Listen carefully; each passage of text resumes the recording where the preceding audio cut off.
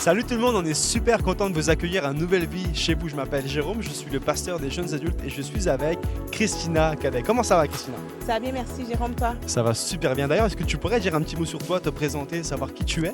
Bien sûr, moi c'est Christina, j'ai grandi à Nouvelle Vie. Nouvelle Vie, c'est ma famille. J'ai été monitrice aux ados et maintenant je suis stage manager. Yeah, vraiment intéressant, super. Et d'ailleurs, bonne année Christina, on s'est pas vu depuis l'an dernier, fait que bonne année à toi.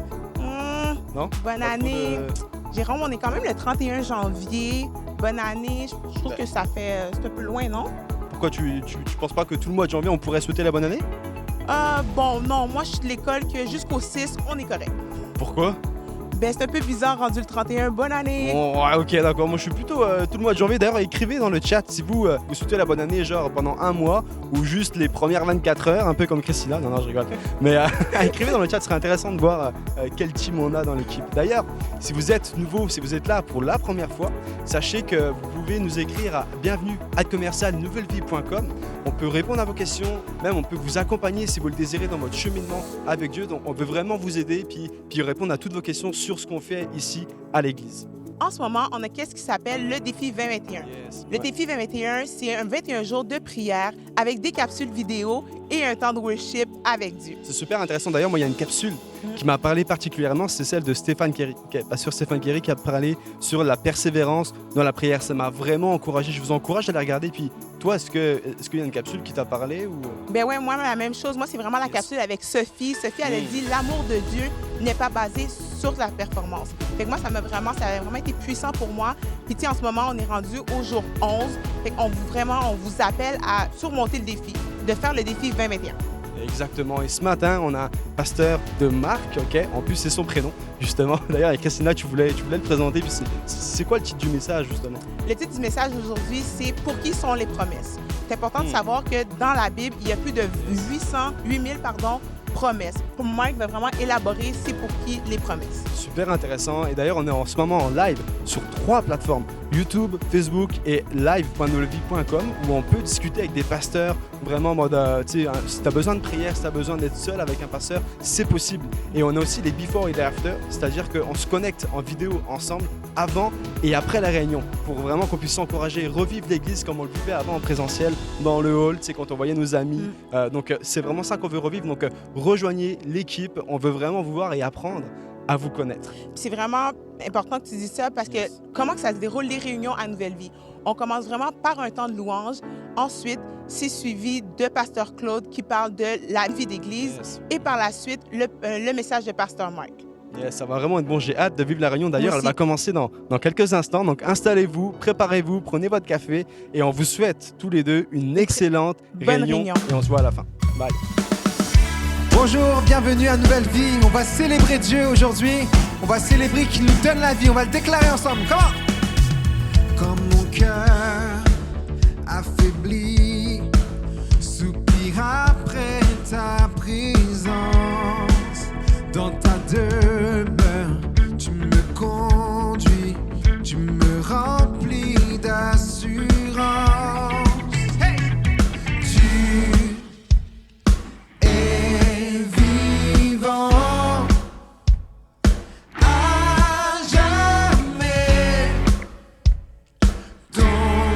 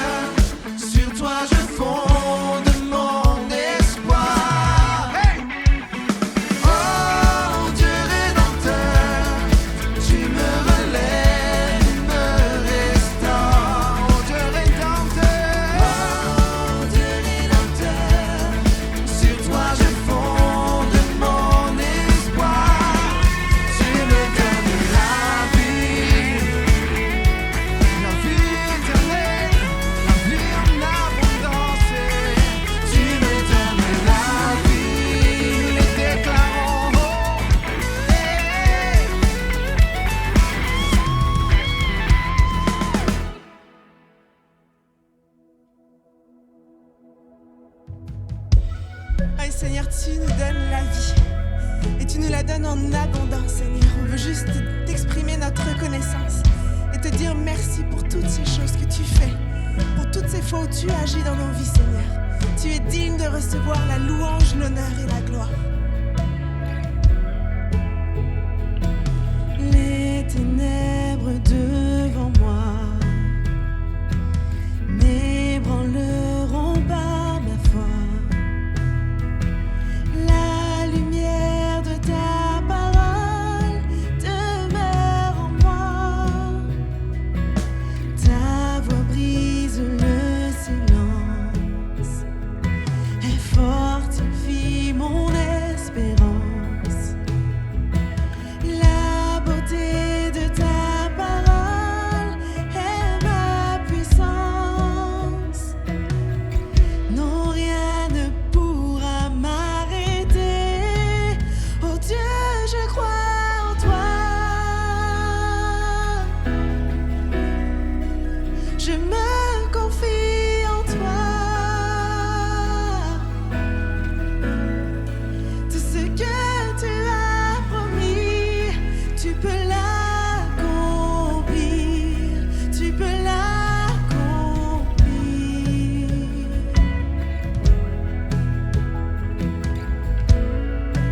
Oui, on le déclare ensemble. J'entrerai dans tes promesses, J'entrerai dans tes promesses, affrontant mes forteresses. affrontant mes forteresses. Chaque pierre tombera au son de ta voix. Non, rien ne pourra m'arrêter. Oh Dieu, je crois en toi. Oh oui, je crois. Je me confie en toi. Oh Dieu. Tout ce que tu as promis, tu peux l'accomplir. Tu peux l'accomplir. Je crois et je déclare. Oh Dieu, je crois en toi. Oh, Je me confie en toi. je me confie en ta parole. Tout ce que tu as promis, tu peux l'accomplir. Tu peux l'accomplir. Ah oui, je crois en tes promesses, je crois en ta parole. Je crois que tes promesses sont oui et amen. Ce que tu promets, tu peux, mais tu vas l'accomplir. Alors qu'en ce moment, on puisse élever nos louanges, élever nos voix et de lui donner toute la gloire en cet instant. Oh Dieu, je crois en toi.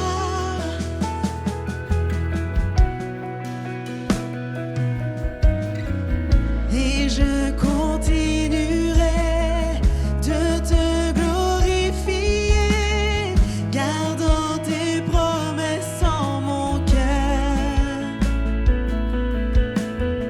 Oui, je continuerai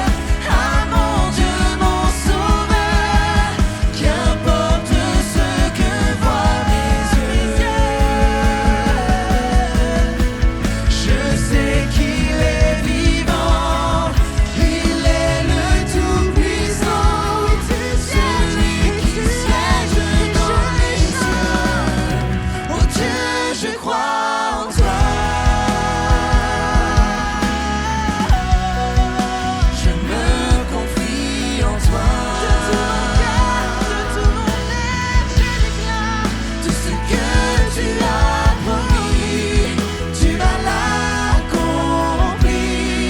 tu vas l'accomplir.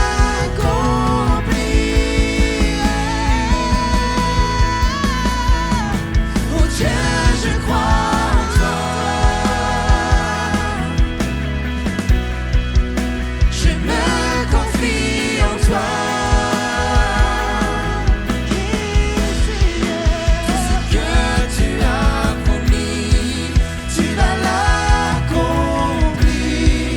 tu vas l'accomplir, tu vas l'accomplir. Oh Dieu, je crois en toi. Et je me confie en toi, car je sais que tout ce que tu as promis, tu vas l'accomplir, tu vas l'accomplir.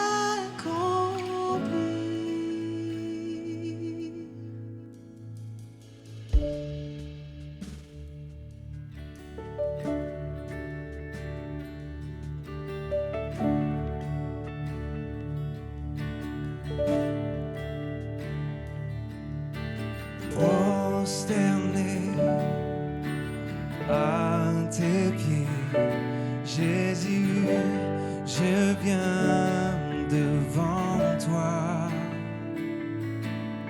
pour adorer, magnifier celui qui s'est sacrifié, quittant ton Père pour la terre, tu as laissé ta gloire. Et au calvaire, tu t'es offert, tu es le roi de gloire. Pour qui tu es, j'élève ton saint nom. Pour qui tu es, je veux te donner la gloire. Pour qui tu es, je viens devant ton trône, prosterné pour t'adorer.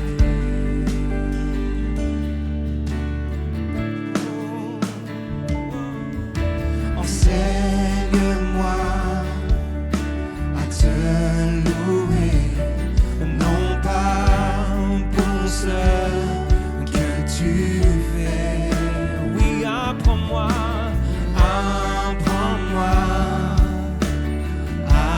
t'aimer malgré mes difficultés. Et même si je ne vois pas ta main posée sur moi, oh, tu as promis qu'à chaque pas, tu serais près de moi. J'entends pour qui tu es, je viens de ton saint nom. Oui, pour qui tu es, je veux te donner la gloire. Pour qui tu es, je viens devant ton trône, prosterné pour t'adorer.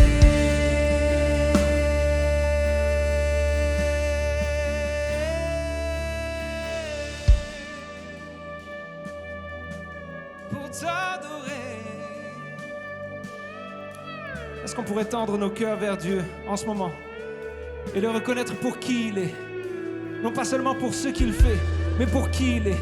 Le Dieu où les cieux des cieux ne peuvent contenir sa gloire. Est-ce qu'on peut venir dans sa présence et le louer pour qui il est, le Dieu d'amour et d'espérance? Chantons-le.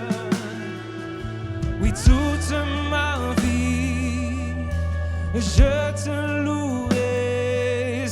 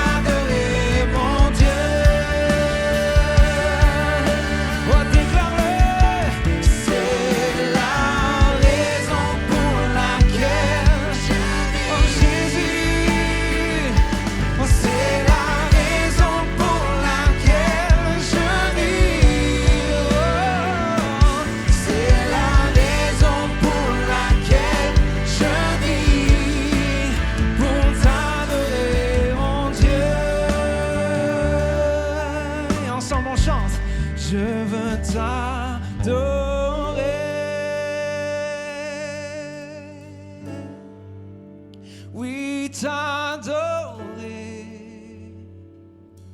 Oh, ma raison de vivre, c'est de t'adorer. Et je veux t'adorer.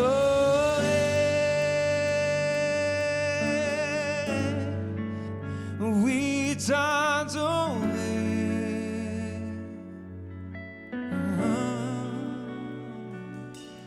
Ma raison de vivre, c'est de t'adorer. Seigneur, merci pour qui tu es. Car tu es Dieu infiniment grand, mais tu es celui qui est proche de nous. Et nous pouvons en ce moment venir dans ta présence, te louer. Merci pour qui tu es. Seigneur, on ne veut pas regarder à nos circonstances, on veut regarder à ta parole, à qui tu es. Tu es un Dieu bon, tu es un Dieu fidèle. Seigneur, et nous venons devant toi et nous te disons, nous t'aimons pour qui tu es. Et merci parce que tu agis dans nos vies, miraculeusement. Et ce matin, prends toute ta place. Alors que nos cœurs sont ouverts devant toi, Seigneur, prends ta place et que ton esprit vienne témoigner à notre esprit que nous sommes tes enfants. C'est en ton nom, Jésus, que nous avons prié. Amen. Merci à l'équipe de Nouvelle Vie Worship. Merci à Pasteur Ben. Et cette prière, elle est sur nos cœurs. Vous savez, à tous les jours de la semaine, en tant que staff pastoral de Nouvelle Vie, nous prions pour vous. Nous pensons à vous. Nous prions pour vous. On vous porte sur nos cœurs. N'oubliez jamais que 7 jours sur 7, il y a toujours un pasteur qui est là, un pasteur de garde qui est là au bout du fil. Vous êtes à un coup de téléphone, à un courriel d'avoir quelqu'un qui est là, que ce soit en Zoom ou que ce soit une visite pastorale. On est là, on est présent, on respecte toutes les lois sanitaires, mais on est là et on vous porte dans nos cœurs. Prenez courage. On arrive au dernier dimanche du mois de janvier. J'ai confiance que dans les prochaines semaines ou quelques courts mois, nous allons être de retour en présentiel. Nous avons dû annuler notre réunion de prière live de ce soir. Nous la reportons afin de respecter les normes actuelles du confinement présent. Mais ce n'est que partie remise, ça s'en vient. Très bientôt, on va pouvoir avoir ces rassemblements ensemble et ça va être des moments absolument extraordinaires. Mais nous avons plein de ressources disponibles pour vous, sont là pour vous nourrir, vous renouveler spirituellement, vous fortifier. En ce début d'année, avez-vous commencé à vous joindre à nous pour le défi 2021? Il y a en ligne 21 jours. Si vous n'avez pas commencé, vous allez au jour 1. C'est moi qui commence le jour 1. Toute l'équipe pastorale s'est jointe à moi et on vous donne une capsule à chaque jour sur les promesses de la prière qui est suivie par un temps de worship acoustique magnifique avec toute l'équipe de Nouvelle Vie Worship. C'est vraiment beau, c'est inspirant. Il y a un cahier de prière qui est disponible aussi. On vous donne un devoir, un suivi à chaque jour pour alimenter votre vie de prière. Pour tous les parents, prenez le temps. Il y a tellement d'heures qu'on met là-dedans. On a préparé ça pour vous, d'aller voir toutes les ressources. Regardez-la avec vos enfants de Nouvelle Vie Junior et aussi pour les adolescents. Les réunions de mi-semaine vont recommencer les mercredis soirs en ligne, fresh, avec une nouvelle réunion à chaque semaine dès la fin des cafés matinaux. On va prendre le relais à partir du 17 février.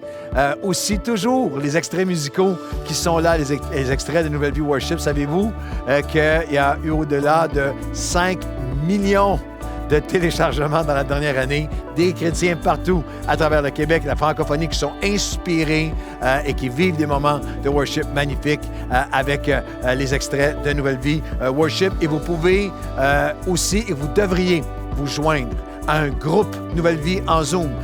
Il y a une centaine de groupes, des centaines et centaines, quelques milliers de personnes dans un mois qui se réunissent dans différents groupes en Zoom pour avoir plus d'informations. Si vous voulez vous joindre à un groupe, vous voulez commencer un groupe Nouvelle Vie, vous voulez savoir comment, vous allez à groupe.nouvellevie.com ou à groupe-partage-nouvellevie.com. Ça apparaît au bord de l'écran et vous pouvez vivre en Zoom intensément votre foi, une communion, parler, briser l'isolement pour pouvoir mieux connaître Dieu, connecter et contribuer. Vous allez recevoir et vous allez donner, et en bénissant d'autres, vous allez être fortifiés aussi. Vous savez, depuis le début de la pandémie où nous sommes à Nouvelle Vie chez vous, en ligne, nous disions au début, tout continue. nos œuvres humanitaires, nos œuvres missionnaires, nos œuvres communautaires, locales, nationales, internationales, tout continue. Mais maintenant, depuis plusieurs mois, depuis le début de cette pandémie, on a réalisé que ce n'est pas que toutes les œuvres continuent, en fait, elles augmentent.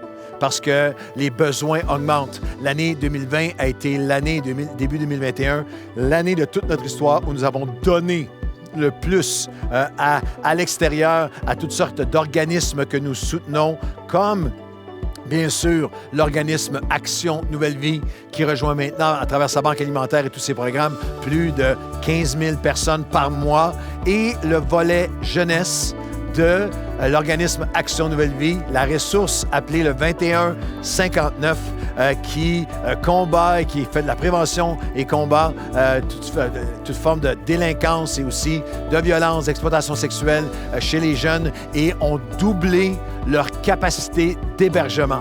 Et on veut vous faire visiter aujourd'hui cette ressource, la ressource du volet jeunesse de l'organisme Action Nouvelle Vie, le 2159. Alors, une visite guidée pendant quelques instants du 2159 avec un de leurs porte-parole, M. Hugo Girard. On regarde ça ensemble.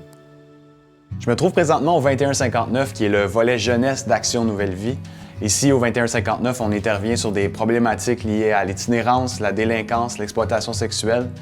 Chaque année, on vient en aide à plus de 150 jeunes et récemment, on a eu la visite d'un bon ami du 2159, M. Hugo Girard, qui en a profité pour en apprendre un petit peu plus sur les services avec une de nos intervenantes, Elisabeth Hood.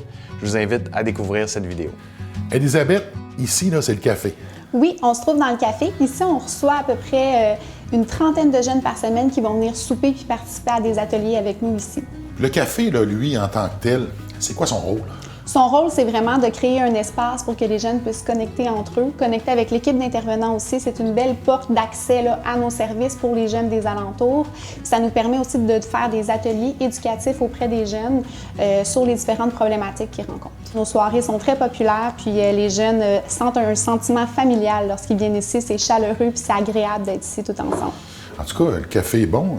J'en prendrai peut-être un autre. Bien, c'est parfait. Ici, on est dans une salle de rencontre. Oui. On sent que c'est un peu plus zen. C'est propice, justement, aux échanges. Absolument, oui. Ici, c'est dans les salles que les travailleurs sociaux et les éducateurs spécialisés de la ressource vont faire des rencontres individuelles avec les jeunes. Donc, on appelle ça des suivis psychosociaux. On a plus de 80 jeunes qui sont suivis par année ici dans la ressource. Nous, au niveau du travail social, on a beaucoup d'accompagnement aussi. Donc, notre travail est très terrain.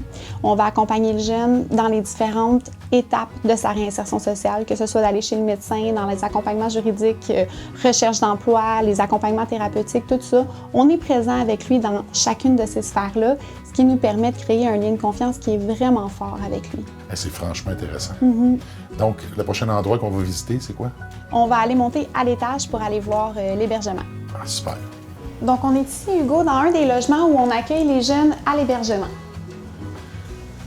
Donc, ça ici, là, c'est relativement standard. C'est relativement standard. Et puis, quand les jeunes arrivent ici, c'est vraiment un clé en main. Donc, l'ensemble des meubles sont ici. La vaisselle, la draperie, tout est là. Parce que la réalité est que nos jeunes, ils viennent de des milieux où ils ont vécu beaucoup d'enjeux liés à l'itinérance, à la délinquance, à l'exploitation sexuelle. Donc, au-delà de l'accueil, c'est l'encadrement qui s'ensuit. Oui. Parce qu'il y en a plusieurs que vous accompagnez qui vont arriver ici avec rien, pas d'expérience de vie. Et lorsqu'ils vont quitter le centre, ils deviennent autonomes. Tout à fait, c'est ça. Fait qu'on va venir travailler l'autonomie.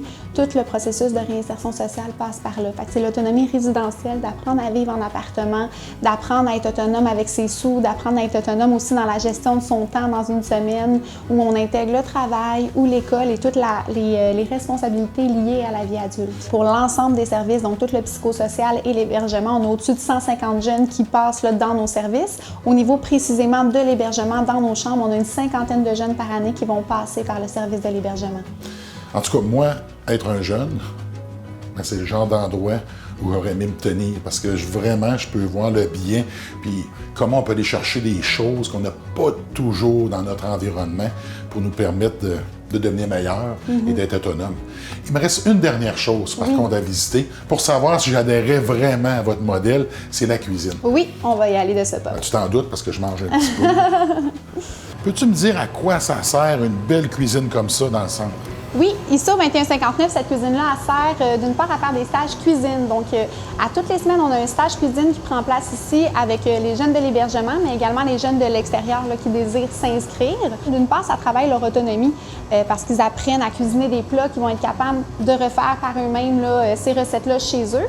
Et ça travaille aussi la réinsertion sociale parce que les jeunes qui viennent faire ce stage-là apprennent la coupe des légumes, l'hygiène en cuisine, la température des frigos, ce qui nous permet de pouvoir leur donner à la fin du stage une certification qu'ils peuvent utiliser quand ils appliquent pour un milieu de travail dans la restauration par la suite. Merci, Elisabeth. Bien, merci à toi. C'est super. Sur ce, ben, je pense que je vais aller manger. Ça va être ouvert l'appétit. Parfait. Je me sens un peu mince. Alors voilà, c'est ce qui complète cette visite. J'espère que vous en avez appris un peu plus sur l'impact et l'ampleur du travail qui est effectué ici. Si vous avez à cœur de soutenir le 2159 et de soutenir les jeunes qui sont aidés ici, je vous invite à visiter notre site internet, le2159.com.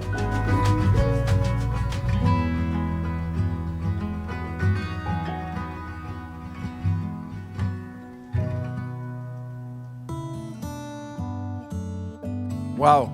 Quel travail extraordinaire. Le 2159, sans être dramatique, sauve, sans exagérer, sauve des vies.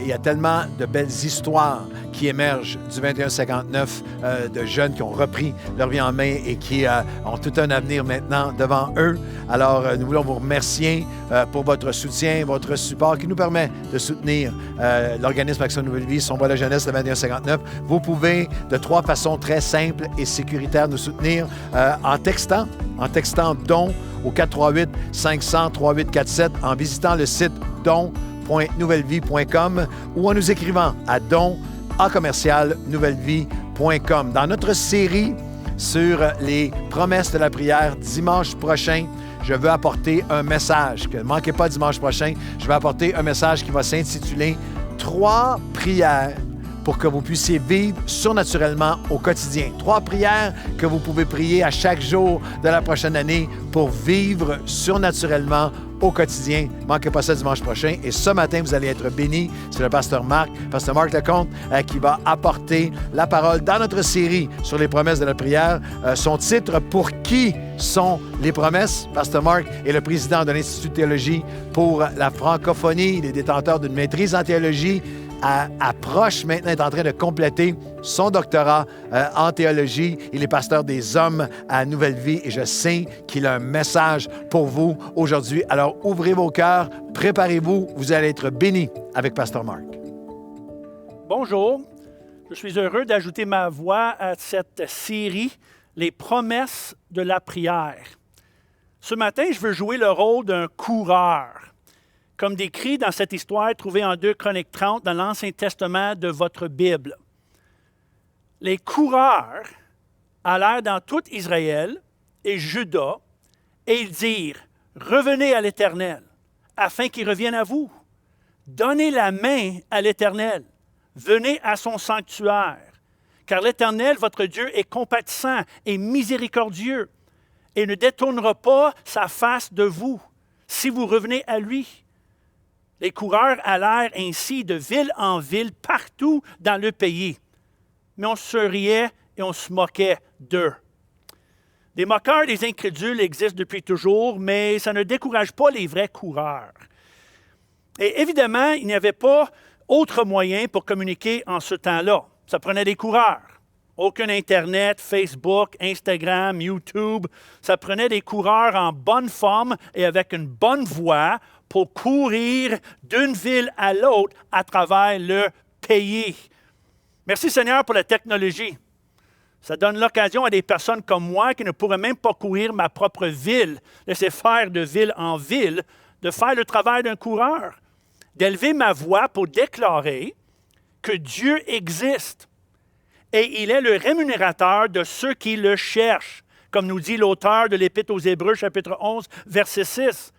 C'est une phrase qui confirme ce que les coureurs ont annoncé des milliers d'années avant, qui est encore vrai aujourd'hui. Et je le déclare avec conviction, peu importe l'opinion des sceptiques. Car ce n'est pas rien qu'au Québec, en 2021, qu'il y ait des incrédules, des moqueurs, des gens qui ridiculisent. Ça existe depuis à peu près toujours, comme dans cette histoire. Mais peu importe l'opinion des autres, nous sommes prêts à courir contre le vent de l'opinion populaire s'il faut, contre le courant de la culture ou contre les tendances contemporaines. Ça ne nous fait aucune différence. Nous allons continuer à courir et annoncer comme ces coureurs. Nous sommes ici pour déclarer à haute voix qu'il y a des promesses pour ceux qui prient. Il y a une puissance pour ceux qui prient. Il y a des privilèges pour ceux qui prient. Car Dieu est là. Il étend sa main. Et si vous lui donnez votre main, il ne vous rejettera pas. Peu importe où vous êtes, peu importe qui vous êtes, peu importe ce que vous avez fait ou ce que vous ressentez. Cet appel et ce privilège est pour vous. Comme Pasteur Claude a si bien dit la semaine dernière, personne n'est exclu. Personne n'est trop perdu, trop pécheur, trop petit. Qui était justement le message radical et bouleversant de Jésus. Quand il était arrivé sur la scène de l'histoire, il était arrivé avec un message qui, ultimement, lui a coûté sa vie. Je ne sais pas si vous savez, mais un des problèmes avec les Juifs religieux dans le temps de Jésus était qu'ils voulaient garder Dieu et sa parole et ses promesses exclusivement pour eux. Ils étaient sous l'impression que Dieu était là seulement pour les religieux, les vrais Juifs, les fils d'Abraham, le peuple de la loi, les purs, les dignes. Et que tous les indignes étaient exclus de la grâce et la faveur de Dieu, exclus de son pardon et même de son salut. Car Dieu appartenait aux Juifs seulement. Il était leur Dieu. Le Dieu des Juifs pieux, et selon eux, le cercle de ceux qui avaient accès à Dieu et pouvaient bénéficier de ses promesses était très petit. Il avait une liste de critères longue comme le bras pour accéder à la faveur de Dieu. Mais là, Jésus arrive. Et Jésus déclare que Dieu est pour tous, les dignes et les indignes. Les Juifs et les non-Juifs, les grands et les petits, les forts, les vulnérables, les saints comme les pécheurs. Parce que dans le fond, nous sommes tous pécheurs et nous avons tous besoin de Dieu. Scandaleux pour les Juifs religieux. Et dont la raison pour le conflit constant entre Jésus et les religieux, comme décrit dans les évangiles de votre Bible. Et ça explique aussi leur réaction aux paroles de Jésus en Luc chapitre 4, quand Jésus annonce son identité et sa mission. Vous connaissez bien l'histoire. Jésus est debout dans la synagogue et il lance sa mission avec ces paroles renommées que vous connaissez. « L'Esprit du Seigneur est sur moi. » C'est Jésus qui parle. « Parce qu'il m'a oint pour annoncer une bonne nouvelle aux pauvres. Il m'a envoyé pour guérir ceux qui ont le cœur brisé, pour proclamer aux captifs la délivrance, aux aveugles le recouvrement de la vue, pour renvoyer libres les opprimés, pour publier une année de grâce du Seigneur. » L'avez-vous remarqué? La bonne nouvelle, c'est pour qui? C'est pour les pauvres, les brisés, les aveugles, les opprimés, les captifs.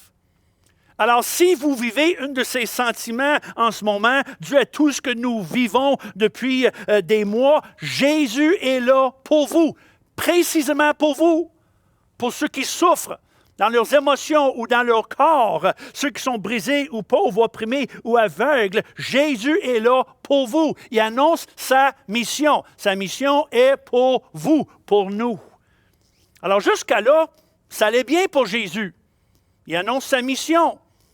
Et là, on voit la réponse de la foule, se dit, tous ceux qui trouvaient dans la synagogue, ayant les regards fixés sur lui, ils étaient étonnés, impressionnés des paroles de grâce qui sortaient de sa bouche. Mais Jésus n'est pas terminé, il n'est pas fini. Il continue et il ajoute que cette grâce n'est pas exclusivement pour eux, elle est pour tous. même pour ceux que les Juifs croyaient indignes, même pour ceux qu'ils détestaient. Et c'est là que la température change dans la pièce, parce que Jésus continue son discours et continue d'annoncer sa mission en racontant 2 histoires de l'Ancien Testament. On revient à notre texte. Jésus leur dit, il y avait plusieurs veuves en Israël du temps d'Élie, lorsque le ciel fut fermé 3 ans et 6 mois, et qu'il y ait une grande famine sur toute la terre. Et cependant, Élie ne fut envoyé vers aucune d'elles, si ce n'est vers une femme veuve à Sarepta, dans le pays de Sidon, un non-juif. Il y avait aussi plusieurs lépreux en Israël, du temps d'Élisée le prophète. Et cependant, aucun d'eux ne fut purifié, si ce n'est Naaman le Syrien. C'est le seul qui était guéri. Alors ils furent tous remplis de colère dans la synagogue lorsqu'ils entendirent ces choses. L'auditoire a passé de étonner des paroles de grâce qui sortaient de sa bouche à « ils furent tous remplis de colère ». Ça, c'est une réaction qui suscite souvent des questions. Pourquoi le changement d'attitude? Pourquoi le changement dans leur réaction? Parce que non seulement que Jésus se révèle comme le Messie, mais il ajoute qu'il n'est pas exclusivement là pour eux, mais qu'il arrive pour offrir le salut et les bénéfices du royaume à tous, incluant des veuves étrangères et des soldats païens. Ce n'est pas pour rien que Jésus se sert de ces 2 histoires trouvées dans l'Ancien Testament où la faveur de Dieu est accordée à des non-juifs, incluant même un Syrien. Les archi-ennemis des Juifs, un peuple détesté, indigne, impur selon les Juifs. Et c'est pour cela la réaction violente de la foule envers Jésus. Car ils étaient sous l'impression que Dieu était uniquement pour eux, les choisis, les élites, les dignes, les purs, ceux de la bonne race, la bonne religion, la bonne famille, le bon pays. Dieu est là pour ceux qui méritent la faveur de Dieu. Dieu à leurs actions, ou Dieu à leur arrière-plan, ou leur religion. Mais Jésus arrive, tout comme les coureurs qui allaient de ville en ville pour annoncer que Dieu est là pour tous. Dieu est là pour tous ceux qui étendent leurs mains vers lui, sans exception. L'accès à Dieu n'est pas limité à quelques élites. Les promesses de la prière sont pour tous et chacun. Elles sont pour les pauvres, les brisés, les petits, les dysfonctionnels, pour ceux qui pensent qu'ils sont disqualifiés de la faveur de Dieu par rapport à leur passé, leurs anciennes transgressions, des décisions ou des actions ou des paroles dites qu'ils regrettent aujourd'hui. L'apôtre Paul a bien compris cette vérité, que Dieu est là pour tous. Remarque ce que l'apôtre Paul dit en Romains 10, très important par rapport à la prière. Très radical, cette phrase pour son époque. Parce qu'il commence avec « Il n'y a aucune différence, en effet, entre le juif et le grec. » Tout de suite, il capte l'attention de ses lecteurs. Aucune différence entre les juifs et les grecs. Ça, c'est un peuple qui est divisé. Il y a multiples différences entre les juifs et les grecs. De quoi tu parles, Paul? Puis il continue. Puisqu'ils ont tous un même Seigneur, qui est riche. Pour qui? Pour tous ceux qui l'invoquent. Car quiconque invoquera le nom du Seigneur sera sauvé. Aucune différence entre le juif et le grec. Avec cette phrase, Paul, il capte l'attention de ses lecteurs parce que c'est incompréhensible pour les gens de l'époque. Mais d'une importance extrême pour nous, pour saisir la perspective de Dieu sur le monde. Car Dieu ne voit pas le monde comme nous le voyons. Dieu ne divise pas le monde en multiples catégories comme nous, selon les races, les couleurs, les langues, l'âge, le statut social. Selon Paul, Dieu divise le monde en seulement 2 catégories. 2, seulement 2. Et ce n'est pas entre Grecs, Juifs, riches, pauvres, hommes, femmes, noirs, blancs, anglais, français, libéral, conservateur, démocrate, républicain, esclave, maître, capable, incapable, digne, indigne, faible, fort. Mais seulement entre ceux qui invoquent le Seigneur et ceux qui ne l'invoquent pas. Et tout le monde tombe d'un bord ou d'un autre. Il n'y a aucun milieu, il n'y a pas une troisième catégorie. Et moi, je veux être parmi ceux qui l'invoquent, parce qu'il est riche envers ceux qui l'invoquent. Nous servons un Dieu qui est riche. Il était riche dans le temps de l'apôtre Paul, puis il est encore riche en 2021. Non seulement riche en argent, mais riche et généreux avec sa grâce, son amour, son pardon, sa puissance, sa joie, sa paix. Pour qui? Pour quiconque qui l'invoque. C'est pour ça que ces paroles et cet enseignement de Paul est riche et important. C'est pour quiconque. Pour qui les promesses de Dieu? Pour quiconque. Pour qui les promesses de la prière? Pour quiconque qui prie. Quelle belle façon de décrire les promesses de la prière. Elle nous donne l'accès à la richesse de Dieu, la richesse de sa présence, sa puissance et ses promesses. Et c'est pour cette raison que je ne décris jamais la prière comme une obligation ou une imposition, ou même pas comme un défi ou une discipline, mais comme un délice, un privilège, un prérogative. Nous ne prions pas par culpabilité ou imposition ou obligation, mais parce que nous sommes frappés par l'énorme privilège que nous avons d'avoir accès à Dieu 24 heures par jour, 7 jours par semaine par la prière. Pour tous ceux qui ne comprennent pas la vie chrétienne, ne pensez jamais que pour nous, la prière est une forme de flagellation que nous pratiquons pour apaiser le Dieu qui est au ciel, pour gagner sa faveur. Et ce n'est pas non plus comme une discipline qu'on n'aime pas, mais qu'on adopte pour notre santé, comme faire nos exercices ou manger nos légumes. Ce n'est pas quelque chose qu'on aime prier, mais c'est quelque chose qu'on le fait parce que c'est bon pour nous. J'entends des parents, des fois, dire à leurs enfants, « Mange tes légumes, nettoie ta chambre, fais tes prières. » Comme si c'est une obligation, un devoir. Reste tranquille, sinon tu vas lire un autre chapitre dans ta Bible. Imaginez. Je ne comprends pas pourquoi qu'on force, oblige ou culpabilise quelqu'un pour goûter à un délice, pour avoir accès à la puissance, l'aide et les conseils de Dieu. Comme je dis souvent, la prière n'est pas du brocoli. Elle est un gâteau au chocolat 3 étages avec crème glacée. C'est le dessert. C'est un privilège. Il y a tous ceux qui me demandent s'il est nécessaire de prier pour être chrétien. Mais moi, je réponds, techniquement non, mais pourquoi pas? C'est comme si un homme me demande, « Pasteur Mark, est-il nécessaire que j'embrasse mon épouse pour être marié? » Techniquement non, mais pourquoi pas? Ce n'est pas un devoir, c'est un privilège. Le privilège d'un moment de connexion.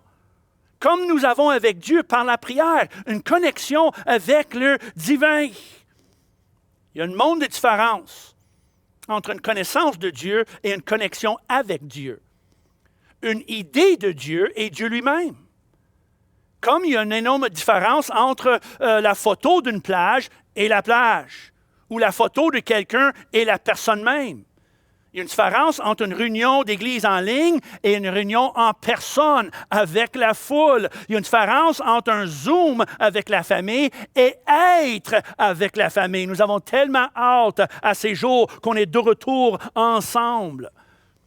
Alors, ne vous satisfaites pas seulement avec une notion de Dieu, un concept de Dieu, la connaissance de Dieu, mais cherchez une connexion avec lui dans votre chambre de prière.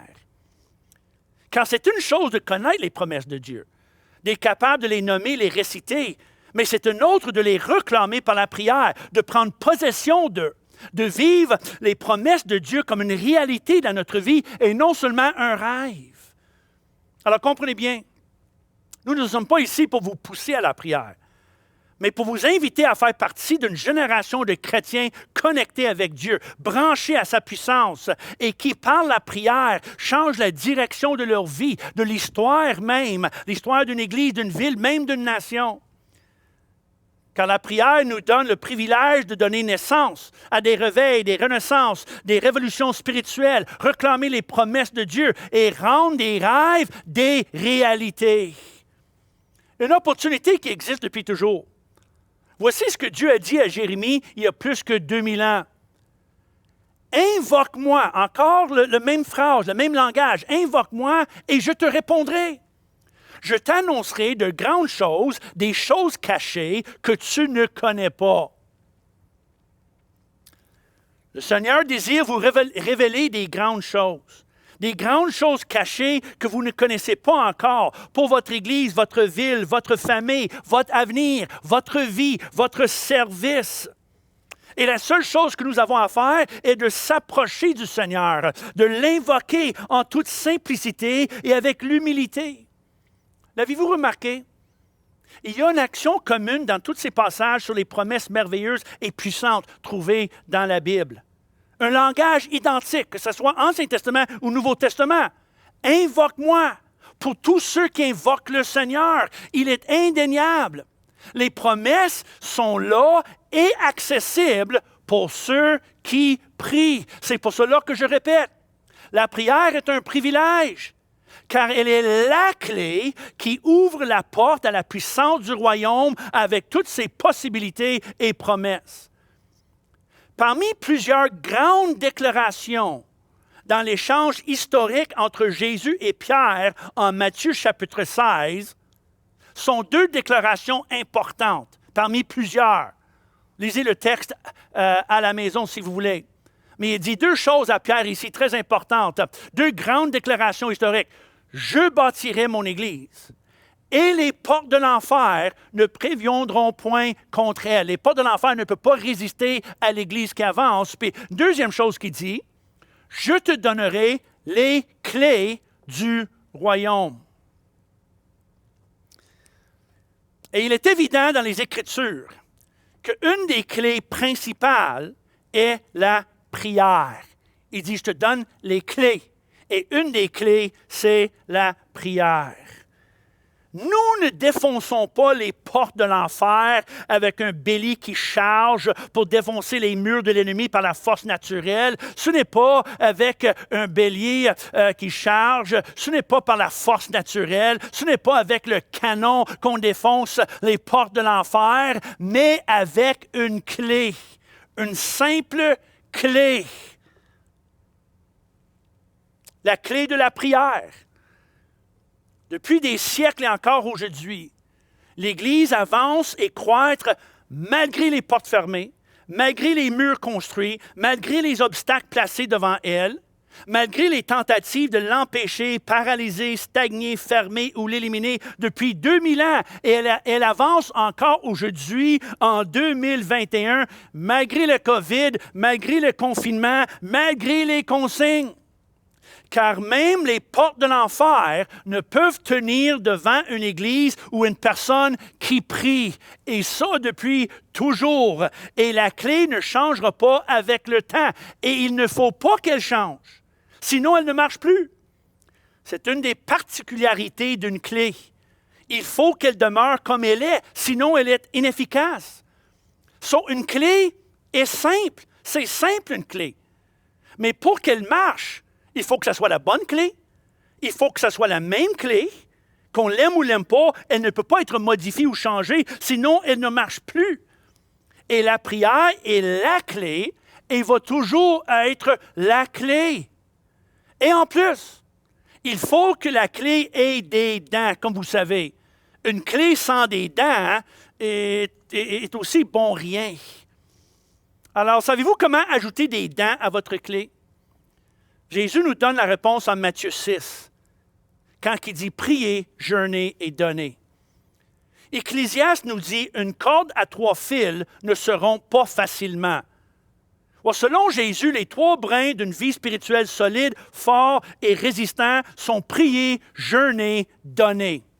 Lisez-le à la maison, Matthieu 6. Jésus dit « Lorsque vous priez, lorsque vous jeûnez, lorsque vous donnez ». Et pour chacun, il ajoute, ne sonnez pas la trompette, faites-le en secret. Dieu le voit et Dieu vous récompensera. Qui est une autre façon de dire, ça va produire des résultats. Prier, donner, jeûner, c'est la clé qui ouvre la porte. Il va avoir des récompenses. Et ça va produire des résultats. Lisez Matthieu 6 à la maison cette semaine pour voir ce que Jésus dit à ces sujets. Et comment les 3 travaillent ensemble pour ajouter un punch à notre vie spirituelle. Prier, c'est un privilège. Jeûner est un privilège aussi. Et comprenez, Je ne parle pas des jeûnes exagérés ou extrêmes comme fardeau misérable que nous portons, mais je parle des jeûnes d'hiver, périodiques et faites volontairement. C'est votre choix, ce n'est pas imposé. Car jeûner n'est pas une grève de la faim pour forcer Dieu à plier à nos demandes. Je ne mange pas jusqu'à temps que Dieu. C'est pas ça. Ce n'est pas une grève de la faim, jeûner. Jeûner, c'est plutôt pour nous aider à plier à ses demandes, à connaître sa volonté. C'est un moyen pour nous aider à découvrir sa volonté et se conformer à ce que Dieu désire pour nous. C'est un moyen pour nous équiper et nous mieux préparer à vivre selon la puissance et les qualités du royaume. C'est pour crucifier les désirs de la chair et d'enlever notre ventre de sur le trône de notre vie pour donner la place à Christ et à sa parole. Le grand écrivain renommé Andrew Murray a dit ceci par rapport à la prière et les jeûnes. Il dit « Prier, c'est tendre la main à l'invisible, au surnaturel. Jeûner, c'est de relâcher tout ce qui est naturel, visible et temporel. » C'est bien dit. Quand nous ajoutons des jeûnes à nos prières, c'est comme un échange. Le temporel pour l'éternel, le visible pour l'invisible, les impulsions de la chair pour les récompenses spirituelles, le naturel pour le surnaturel. La prière est de réclamer le surnaturel de Dieu, tout ce qui est spirituel. Le jeûne est pour relâcher tout ce qui est visible et charnel, les impulsions, les appétits de ce corps et de ce monde. Et nous ajoutons à cela, comme Jésus nous dit, la discipline de donner, le privilège de donner de nos biens, notre argent, notre temps, à sa cause, à son royaume, à son Église. Et la synergie entre les trois disciplines donne des dents à notre clé. Ça donne la force, la vigueur, l'autorité à notre vie spirituelle, si vous voulez. Et ces dents, ces clés ne changeront jamais. Ils font partie de la clé. Il n'y aura jamais un détour, un raccourci, une formule magique. Ce sont des principes fondés par Jésus et seront toujours jusqu'à son retour. Et moi, j'ajouterais un autre dent à la clé, qui est la lecture constante et méditative de la parole. De lire et méditer la parole de Dieu est un autre dent pour la clé. Il y en a qui me demandent ce temps-ci, depuis la pandémie et tout ce qui prend place dans le monde, il y a souvent des personnes qui vont dire « Pasteur Mark, qu'est-ce que Dieu communique à travers cette pandémie, semble-t-il interminable? Quelle est la parole de Dieu pour l'Église aujourd'hui à travers cette crise? Qu'est-ce que Dieu dit en ce moment? » Ma réponse est toujours la même. Dieu ne dit rien de nouveau, il n'y a rien de différent. Si vous voulez savoir ce que Dieu veut, ce que Dieu cherche, ce que Dieu dit, commence ici, dans la parole de Dieu. Malheureusement, aujourd'hui, beaucoup de personnes cherchent une parole, mais très peu de personnes lisent la parole. Selon un article récent de l'Alliance évangélique mondiale, The World Evangelical Alliance, l'analphabétisme biblique, biblical illiteracy, est le problème numéro 1 chez les évangéliques. C'est un problème global. Et je cite quelques extraits de son article. Selon Thomas Schirmacher, le nouveau secrétaire général de l'Alliance évangélique mondiale, la plus grande crise à laquelle l'Église évangélique mondiale est confrontée aujourd'hui est que la connaissance de la Bible s'affaiblit.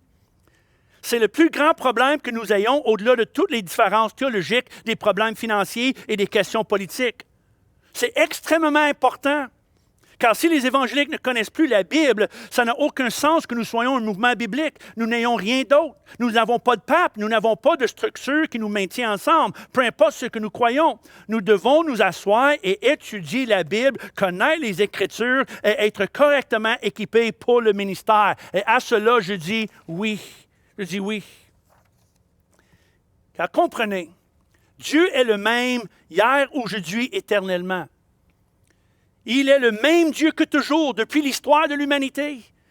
À travers multiples pandémies, crises, catastrophes, guerres, holocaustes, depuis toujours, il est le même Dieu et il communique par sa parole. Et c'est ici qu'il se révèle comme le Dieu souverain, juste, compatissant, capable, fidèle, généreux, présent, le Dieu des promesses. Et c'est en découvrant et redécouvrant Dieu par la prière et la parole que nous trouvons ou retrouvons la paix, le calme, la confiance, le courage, peu importe les crises que nous vivons, personnelles ou mondiales.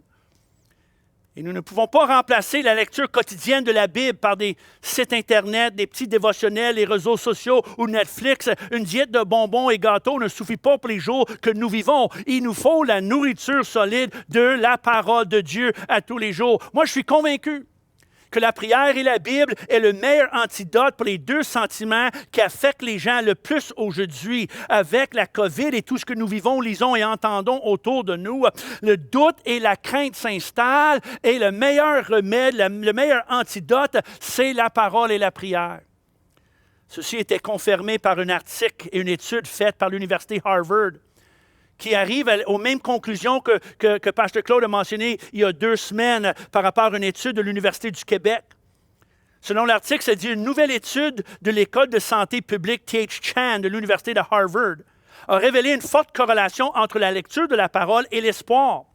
Selon 2 enquêtes menées de plus de 1000 personnes pendant la pandémie, les lecteurs fréquents de la Bible se sont déclarés plus optimistes que les lecteurs irréguliers. L'étude a également révélé que les gens sont plus optimistes lorsqu'ils lisent plus fréquemment la Bible.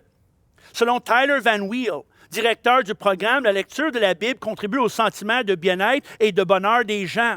Ils ont tendance à être plus heureux, sont moins subtils de se suicider et ont plus grand sens du but de leur vie. Selon le Journal of General Internal Medicine, les données les plus intéressantes sont celles qui montrent comment que la Bible semble aider les gens à travers cette période sombre et nous ne sommes pas surpris.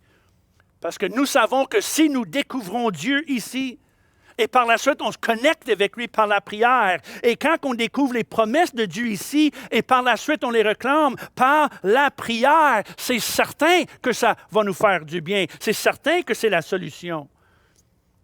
Quelqu'un a dit dernièrement que les chrétiens doivent prier plus et publier moins.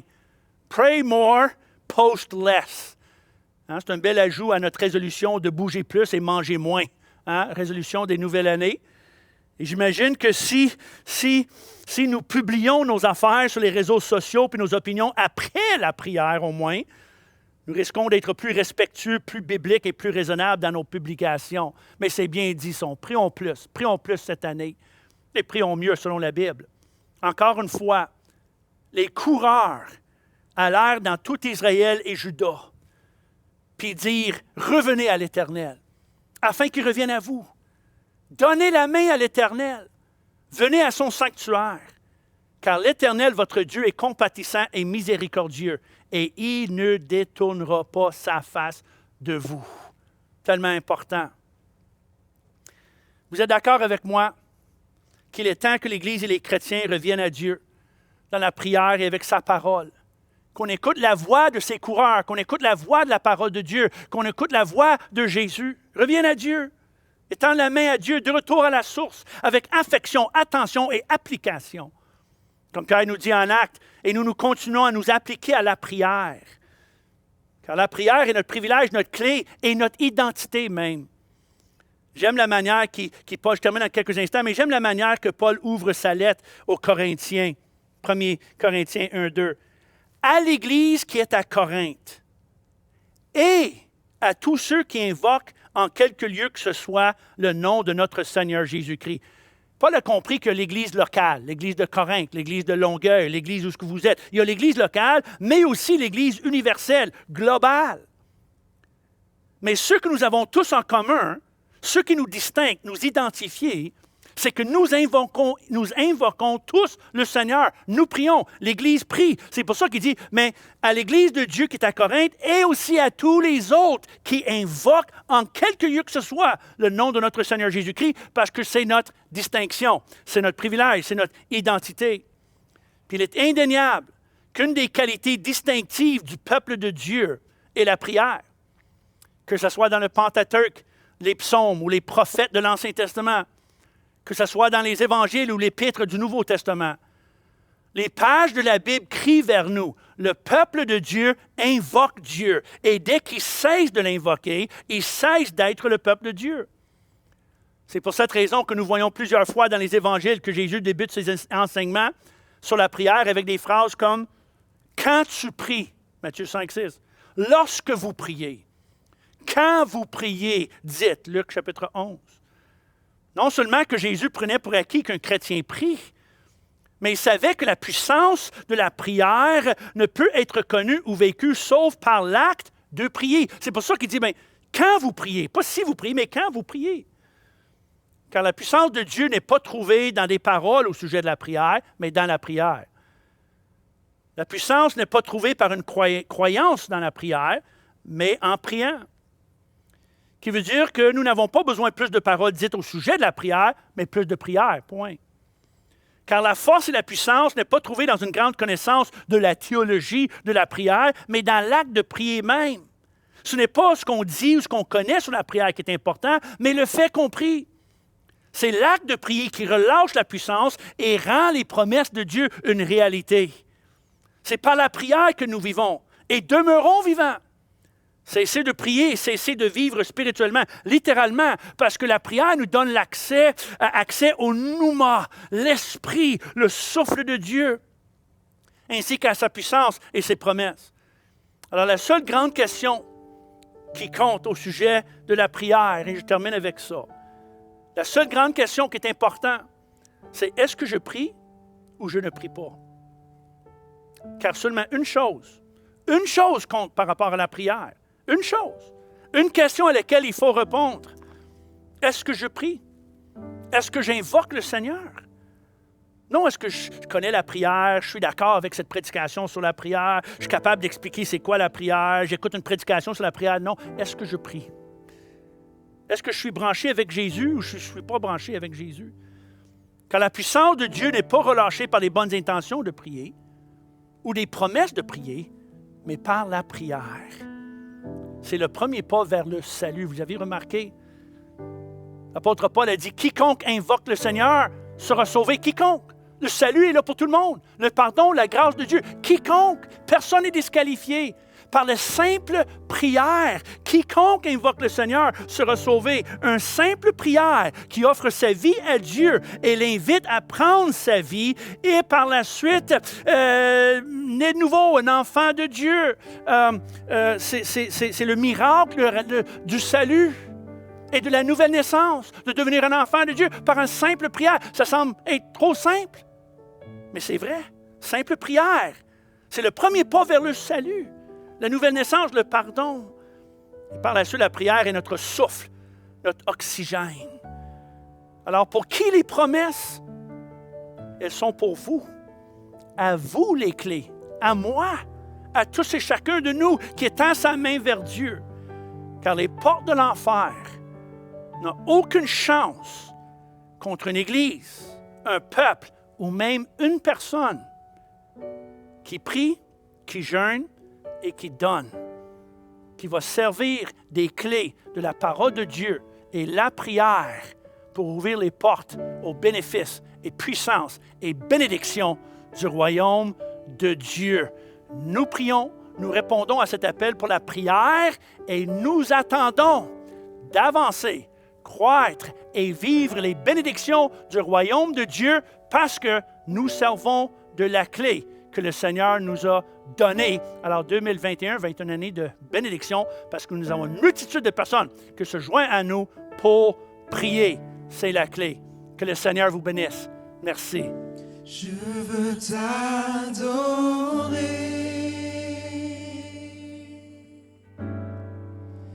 Oui, t'adorer.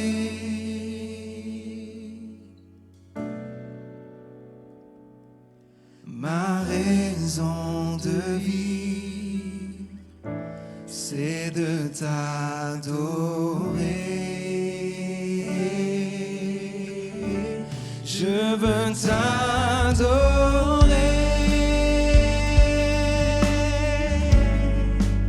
Oui, t'adorer.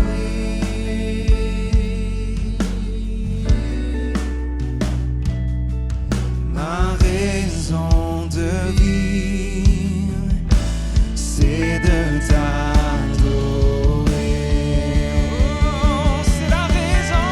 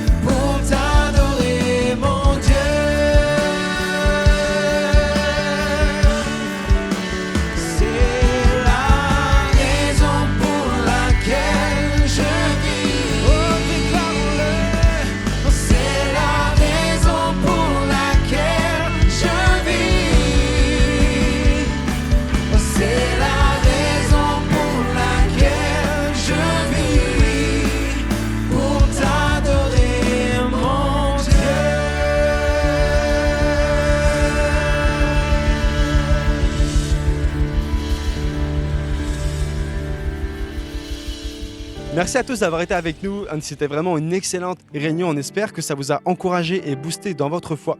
Et d'ailleurs, si vous vivez des défis particuliers, sachez que vous pouvez être accompagné en écrivant à soutienpastoral@commercialnouvellevie.com. On veut vraiment vous accompagner et vous aider dans tous vos défis de vie. Donc, et en ce moment même, d'ailleurs, il y a l'after en Zoom. Le lien va s'afficher dans le chat. Rejoignez-nous, on va apprendre à vous connaître, connecter ensemble, revivre l'Église. Donc, n'hésitez pas à y aller. Et oui, restez connectés avec nous sur nos différentes plateformes toute la semaine et on poursuit le défi 2021. Bonne semaine à tous. Bonne semaine.